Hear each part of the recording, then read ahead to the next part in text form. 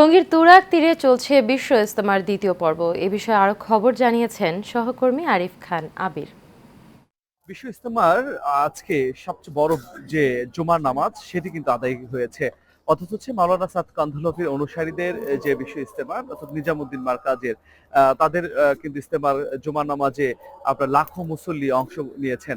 আর এই জুমার নামাজ ইমামতি করেছেন মাওলানা সাদ কান্ধলভির যিনি বড় ছেলে মাওলানা ইউসুফ বিন সাদ, তিনি কিন্তু জুমার নামাজে অংশ নিয়েছেন। আমরা যে ট্রেনটাতে রয়েছি সেটি হচ্ছে আপনার এটি একটি বিদেশি খিত্তার ট্রেন।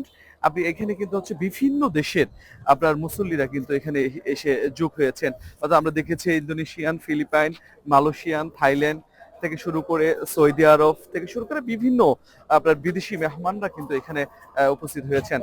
আমরা আসলে আপনাদের সেই বিদেশি মেহমান খানাটা একটু আপনাদেরকে দেখাতে চাই যে এখানে আসলে আপনার টোটালি একদম বিদেশি যারা মেহমান তারা কিন্তু হচ্ছে এখানে এসেছেন এবং আপনার তারা যদি বলছেন যে আল্লাহ সন্তুষ্টি কামনার জন্যই কিন্তু তারা এই জায়গায় আপনার হচ্ছে আপনার এসেছেন, ইজতেমায় যোগ দিয়েছেন এবং কিছুক্ষণ আগে যেহেতু জুমার নামাজ আদায় হয়েছে এখন তারা আসলে পরবর্তী যে আপনার আবাদত আছেন এবং যে দিনই আমল রয়েছেন সে বিষয়ে যে আপনার বয়ান হচ্ছে সেই বয়ানের বিষয়ে কিন্তু হচ্ছে তারা হচ্ছে বসবেন এবং বিভিন্ন ট্রেন্ডে কিন্তু বিভিন্ন ভাষায় কিন্তু সেটি বয়ান হয়।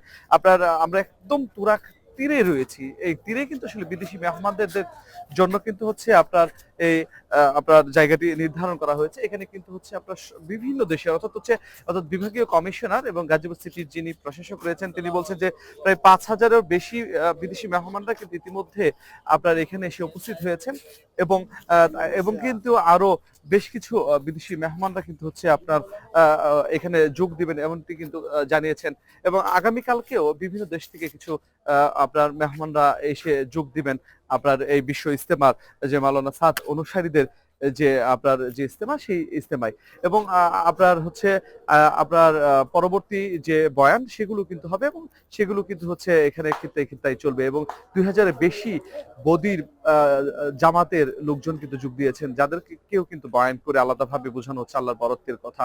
এই ছিল সর্বশেষ টঙ্গী থেকে।